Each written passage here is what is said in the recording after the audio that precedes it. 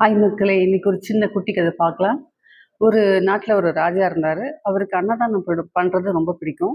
அது மாரி டெய்லி அவர் வந்து அன்னதானம் பண்ணிட்டு இருந்தாரு. அப்போ ஒரு நாள் என்னாச்சு, ஒரு பருந்து வந்து அதோட பசிக்காக ஒரு பாம்ப வந்து தூக்கிட்டு பறந்துட்டு இருந்துச்சு. அப்ப அந்த பாம்பு வலி தாங்க முடியாம என்ன பண்ணுச்சு, விஷத்த கக்கிடுச்சு. அப்ப அந்த விஷம் என்ன ஆச்சு, கீழ சமைச்சு வச்சிருந்த இந்த சாம்பார்ல வந்து விஷம் சிந்திருச்சு. விஷம் சிந்தி சாம்பார் ஃபுல்லா வந்து உங்களுக்கு விஷமா மாறிடுச்சு. அத சாப்பிட்ட மக்கள் எல்லாம் செத்து போயிட்டாங்க. அப்போ சித்ரகுப்தன் வந்து யமதர்மர்ட்ட கேட்கிறாரு. ராஜா வந்து இது மாரி அன்னதானம் பண்ணாப்ல. ஓகே. அன்னதானம் பண்ணாரு. ஆனா அந்த அன்னதானத்த சாப்பிட்ட மக்கள் எல்லாம் செத்து போயிட்டாங்க. இந்த பாவ கணக்கு வந்து நான் யார் பேர்ல எழுதட்டும்?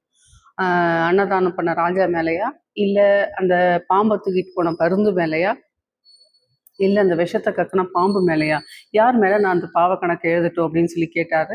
அப்போ யமதர்மராஜர் என்ன சொன்னாரு, "கொஞ்சம் வெயிட் பண்ணு. நான் யார் பேர்லன்னு சொல்றேன்" அப்படின்னாரு.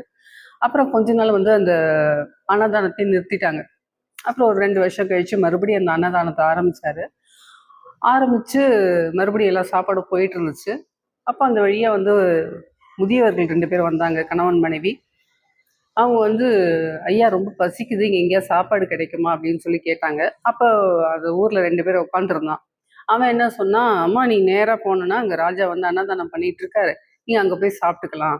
என்ன ஒண்ணு நீ அங்க போய் சாப்பிட்டேன்னா செத்து போயிடுவ." அப்படின்னு சொல்லிட்டான். சொன்ன உடனே இந்த முதியோர்கள் என்ன பண்ணாங்க, "ஐயய்யோ! நம்ம அங்க போய் சாப்பிட்டுட்டு சாகுறதுக்கு நம்ம இப்படியே போயிரலாம்." அப்படின்னு சொல்லிட்டு போயிட்டாங்க. அப்ப யமதர்மர் சித்திரகுப்தன கூப்பிட்டார். "நீ அன்னைக்கு கேட்டல்ல, அந்த பாவ கணக்கு யார் பேர்ல எழுதட்டும்னு. இப்ப அந்த சாப்பிட வந்தவங்க தடுத்து திருப்பி அனுப்புனா பாத்தியா, அவன் பேர்ல எழுது." அப்படின்னு சொன்னார்.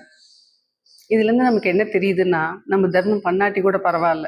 ஆனா பண்றவங்கள வந்து தப்பு சொல்லவோ, அவங்கள குறை கூறவோ செஞ்சோம்னா, அந்த பாவம் நம்மள தான் வந்து சேரும்.